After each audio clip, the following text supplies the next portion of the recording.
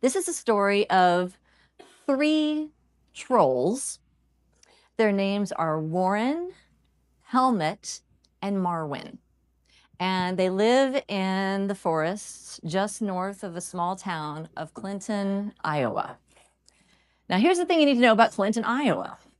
Back in the late 1800s, early 1900s, Clinton, Iowa was known as the lumber capital of America. It's there on the banks of the great Mississippi, this incredible highway for logging back at the turn of the century. And all the logs from up in the forest would get put into the river, down into the Mississippi River, where it would be processed in Clinton, Iowa. So as the story goes, it was in those days that these giant trolls lived up in the forest just north of Clinton, Iowa. And one night they go to bed, and before they go to sleep, they receive this warning. When the humans come around, the trees will fall upon the ground. They will throw them in the river drowned, and then they will float them into town. They will haul them on the riverbanks, then store and dry them on the lands, and then a giant metal hand will grab and cut them into planks. What those early loggers in Clinton, Iowa didn't know, and all of the logging industry around that, was that if you don't replace the trees that you cut down, the trees will eventually be gone. And that is eventually what happened. And so the story goes, as the trolls slept, the years went by, a city built so wide and high with everything the eye could buy, until the wooden well went dry. The trolls woke up, now all alone. The trees were gone, their only home. And so these three brothers, Warren, Helmet, and Marwin, set off on a quest to see who stole their trees. And their quest was to steal them back. And so if you go to Clinton, Iowa, and you go to the train station, you might see Warren here at the old depot. He's resting among the branches, trying to figure out where all the trees went, the trains that loaded them up and took them to build the cities. Or if you go to the Arboretum, you might see Marwin here. Marwin is taking a break to rest under one of the oldest oak trees in that area, resting with an old friend. Or you might see Helmet, who is just outside of the Sawmill Museum, and he's working hard. He found a tree, and I think he's bringing it back. He's doing the work of restoration, bringing back that which is lost. And so welcome to week 4 of our series, The Creator in You. We've been looking at how do we live and express this tree of life that is within each of us. You know, how do we explore who we are as spiritual beings? How do we rest in that knowledge, in that communion with the divine that is within us? And how do we do the work of restoration? How do we step into inspired action to do that which we are here to do? So we've been on this journey, the journey that began with a single seed, our divine potential. This is where it all comes from. We are an idea, a divine idea born in the mind of God. And then we talked about planting these divine ideas into the soil of fertile consciousness. Remember that? And from there, we let it set down roots, that taproot of purpose, those roots of values, as we set down our roots. And from those roots sprouted this foundation, this structure, this trunk that is in integrity with who we know ourselves to be. And from here, we branch off this week, branching off into new ideas and new possibilities. So there is a Swedish organizational psychologist named Goran Ekvall, and he also is a creativity researcher. And he's best known for his ideas around how to create what he calls creative climate. So he works with organizations and groups. Anytime there's a group of people together, He doesn't ask the question, are you creative? He asks the question, are we cultivating the environment where your creativity can express? How do we create creative environments? And so when he looks at this tree, to him, it represents, the branches represent creativity and innovation and ideas and possibilities that sprout from that healthy organizational system. Or we could say, when we are connected with the I am of our being, it's the ideas and inspiration that branch out from our, from how we choose to express in the world. So when we look at the tree of life, it's about aligning with that I am. So Jesus says, I am the vine, you are the branches. We have that connection with the Christ essence within us that is universal. We all have it. That is the vine. But how we choose to express that truth is unique. Each of us has our own way of bringing that divine essence to life, expressing our own I am. I think about Peter in the boat. He's the one who, when Jesus says, walking on the water, you can walk on the water too. And it's that divine idea, that divine potential where Peter steps beyond the material that he's used to, that safety place, that thing that he knows, and he steps out into something that is a divine idea. And for a moment, he too is able to walk in that. So what is possible for us when we truly listen to the I am that is within us and what it is calling us to be?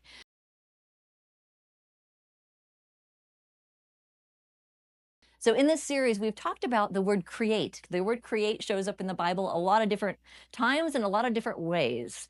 The first way it shows up is with this word barach.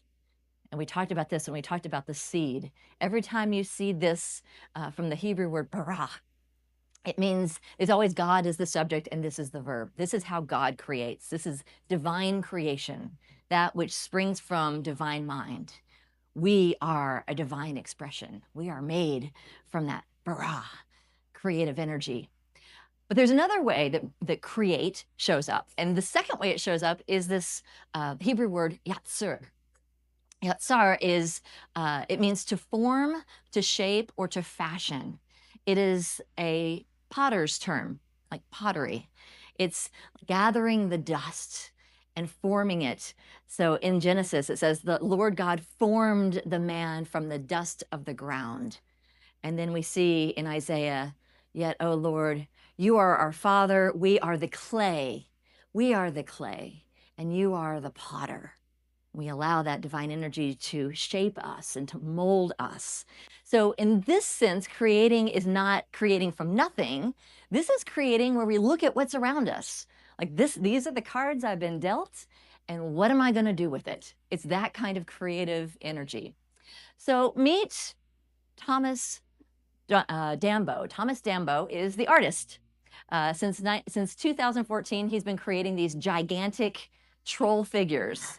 To date, he has created almost 200 trolls that you can find hidden in the woods or hidden in public places in 19 different countries. These trolls are kind of wandering about the woods. His mission is to transform trash into memorable experiences and to inspire others to see waste as a valuable resource. That is the mission. That is that taproot that drives him. He says his goal is to create impactful, joyful art that leaves no negative trace on the planet. So if you think about that as a mission to transform trash into memorable experiences, how many ways could you do that? Infinite. There's so many different ways you could do that.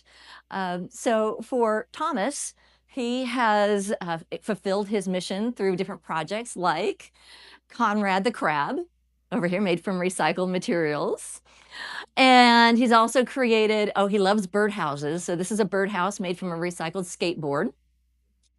This is, let's see, this is the blackbird. Is it the blackbird? The blackbird is made from recycled flower buckets. You actually can't recycle them in a normal way. So he just turned them into a blackbird out there nesting in the bushes.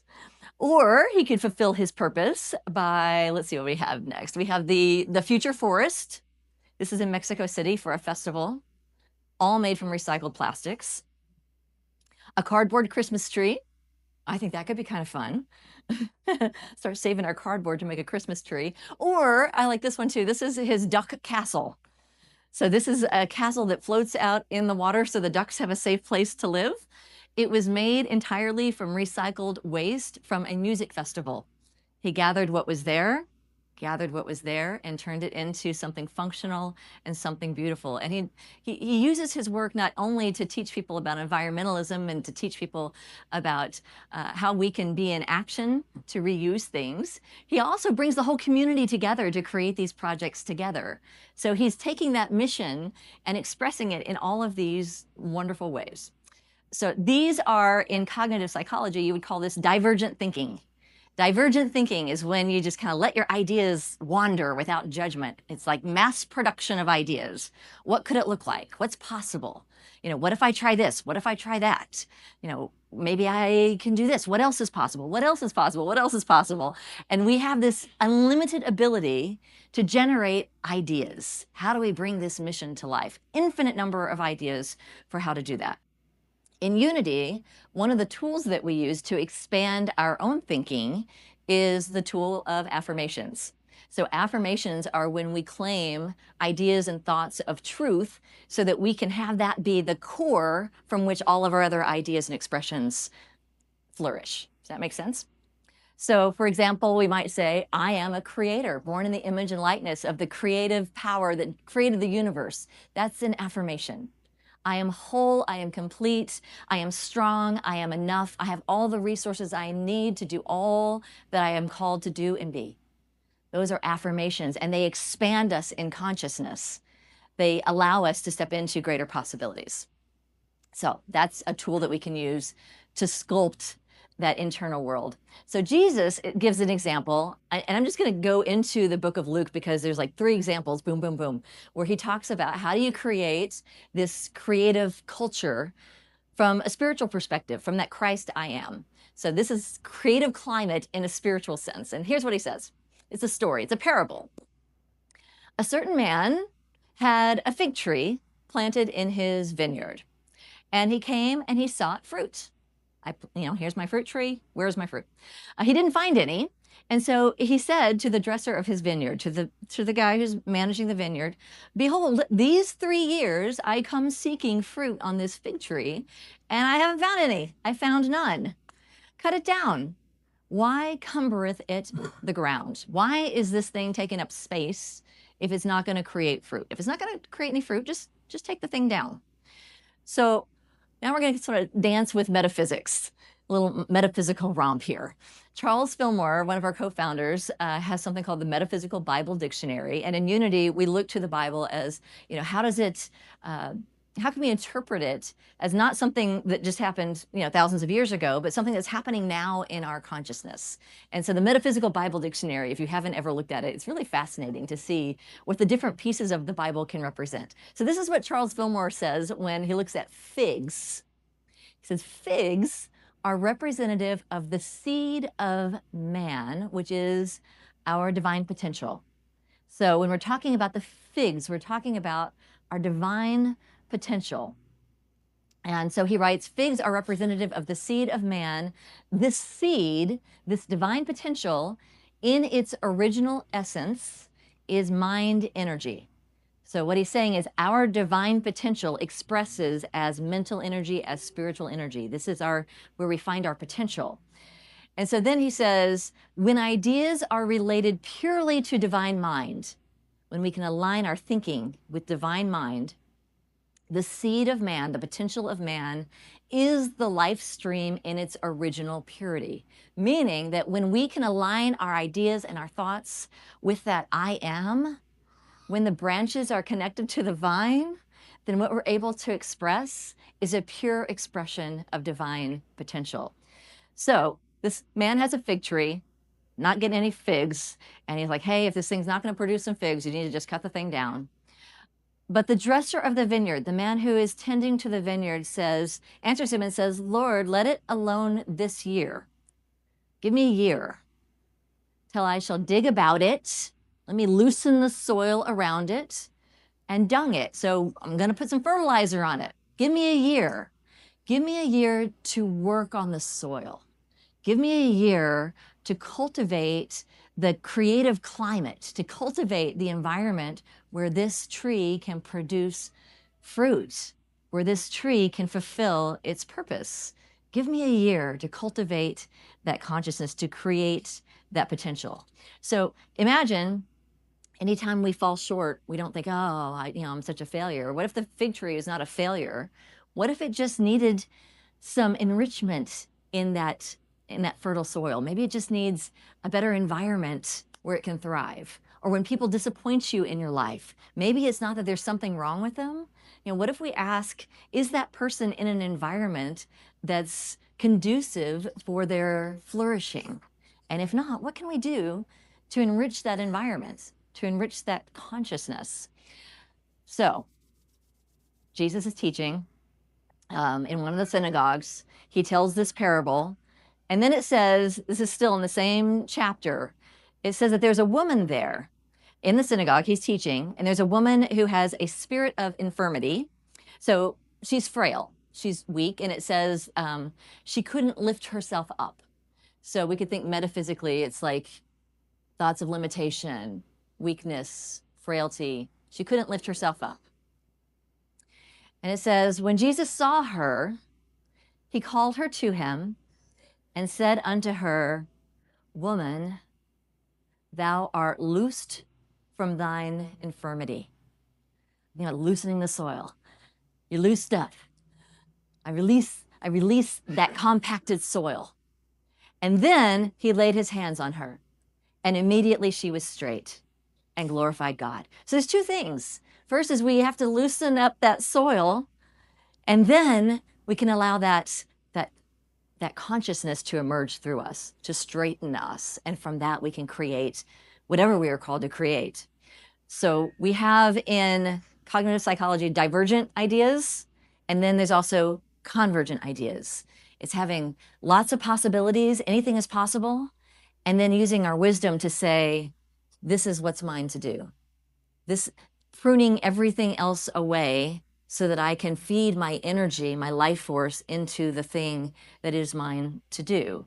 So in New Thought, we have our affirmations. We also have denials. And denials are not denying, this isn't happening. That's the New Thought joke, by the way. Is New Thought person wakes up in hell and they say, it's not hot, I'm not here. Like that kind of like, wait a minute, I don't believe in this. It can't be happening. So we're not saying denying the reality. We're saying denying the power of those thoughts that are not true for us. So we might say, I deny the belief that I have nothing to contribute. If you notice that's going on in your head, I deny that belief.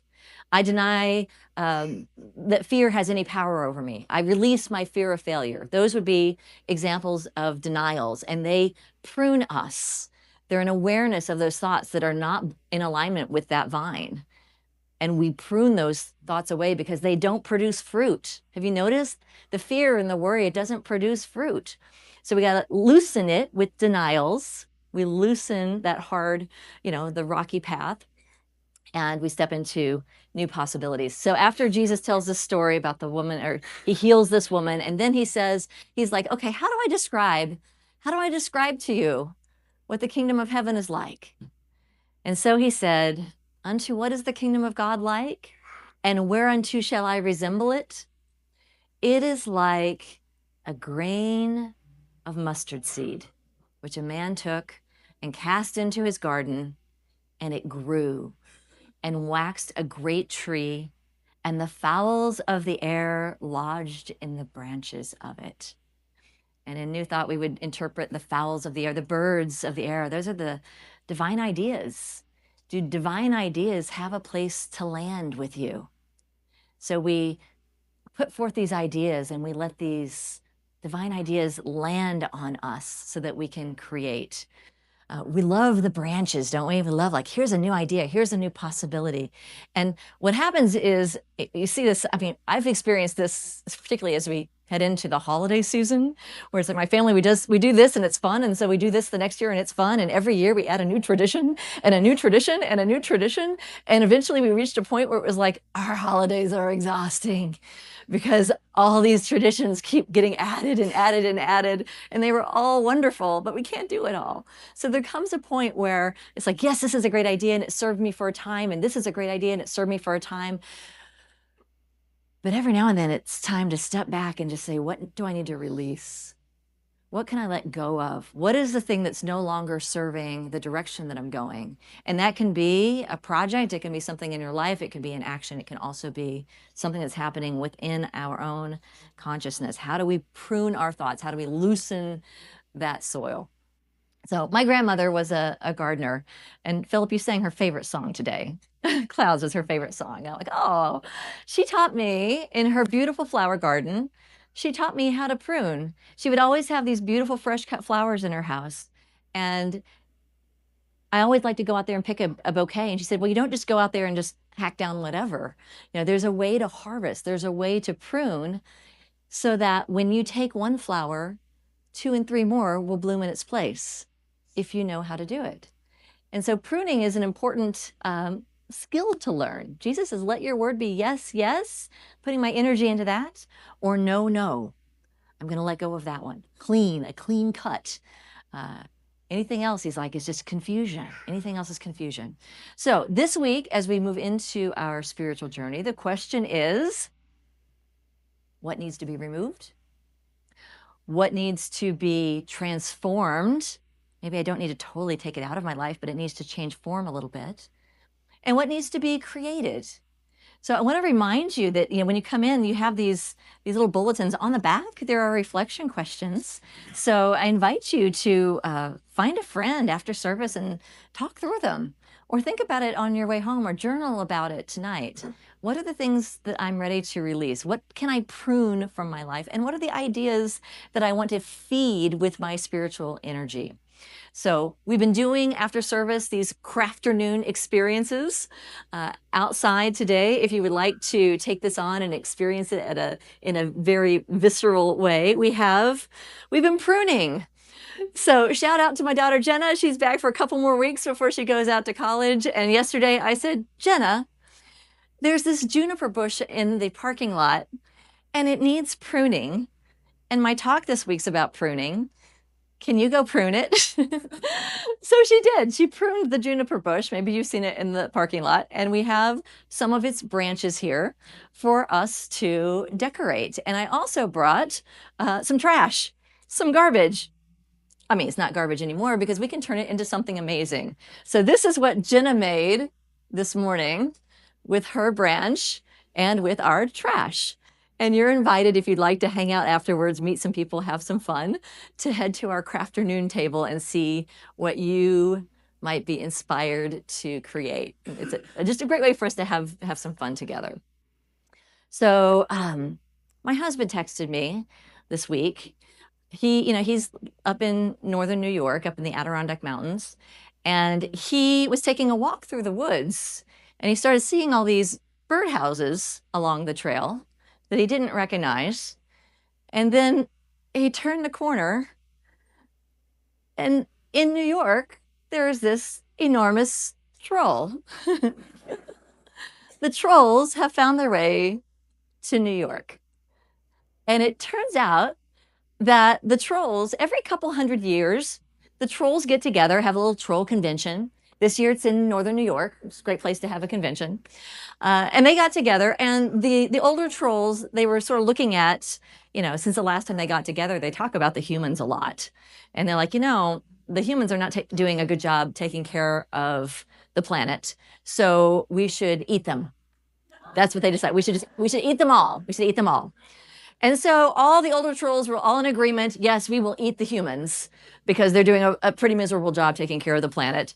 But there were the little trolls, the younger generation, and they said, no, no, no, let's just teach them. Let's just remind them how to take care of each other. And so the trolls, these little trolls, have taken on the mission of saving the humans from being eaten from their parents. Let's give us a chance to save the humans. So this is Ranja Red Eye. She's the littlest one, but she's a born leader, and she uses her voice to make a difference. She's using her voice to lead the others, to teach us how to take care of the earth. And then there is Sophus Lotus. Sophus Lotus is a listener. Sophus Lotus is the one who was the first to know that something was wrong because the listening was so deep. And so from that listening, able to guide and say, here's what we need to do. Not from panic, but just listening. And then there's Rosa Sunfinger. Rosa is, she's good with plants. Things grow from her fingertips. And so she uses her gift to take things that have been discarded and use them for, to give new life, to bring plants. So this is she found this shiny object in the woods and thought, I'm going to just plant something in that. That's her gift. What can I have? What can grow from this? What can I grow from this discarded thing? That's Rosa. And then there's Kamakan. Kamakan is the one that finds these colorful items in the woods and says, I don't know why someone threw it there in that strange, weird place, but it's beautiful, and I'm going to turn it into something else. And so this troll, her gift is that she turns trash into treasure. And of course, there is Ibby Pip. Ibby Pip is a friend to all the animals. And Ibby thinks if the humans could care about one little bird in one little birdhouse, maybe it will open their heart to care for all the animals. And so throughout the forest, she's putting bird feeders so that we can care about one little bird at a time. So what ideas do you have for making a difference in your neck of the woods? What are your gifts? What are your strengths? What are the unique things that you alone can do to make a difference for the people in your life, for our spiritual community? That is the invitation. Will you listen? Will you lead? Will you create? Will you inspire? So take a moment. Let's stretch your hands up high like the branches, and let's affirm together, with God, all things are possible. With God, all things are possible. And then bring that into your hearts. Feel that alignment with the Christ within and affirm with me, my will is thy will. Together, my will is thy will, and so it is. And so it is. I invite you to take a deep breath in, ground yourself, feel yourself rooted in this place as we move into a time of meditation. Deep breath. And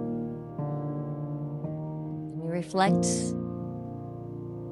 on the words of Jesus from John 15. I am the true vine. Feel that true vine as the core of your essence. I am the true vine, and my Father is the vine grower. He removes every branch in me that bears no fruit. Breathe into that. Every branch that bears fruit, he prunes to make it bear more fruit. Abide in me as I abide in you. Just as the branch cannot bear fruit by itself unless it abides in the vine, neither can you unless you abide in me. I am the vine, you are the branches. Those who abide in me and I in them bear much fruit.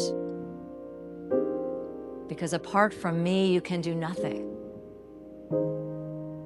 Whoever does not abide in me is thrown away like a branch and withers. Such branches are gathered, thrown into the fire, and burned. If you abide in me, and my words abide in you, Ask for whatever you wish, and it will be done for you. My Father is glorified by this, that you bear much fruit and become my disciples.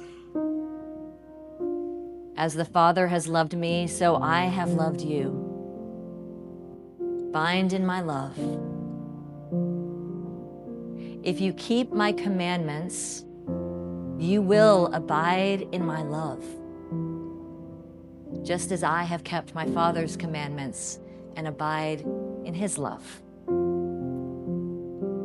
I have said these things to you so that my joy may be in you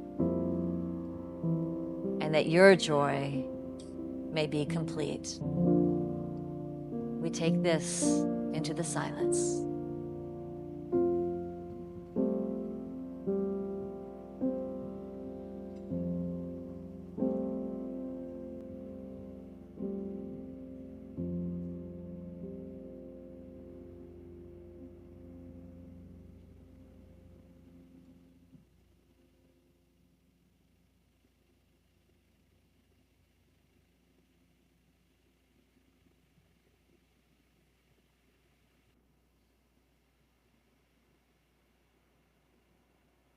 Jesus says, you did not choose me, but I chose you. You did not choose me, but I chose you, and I appointed you to go and bear fruit, fruit that will last. And so it is.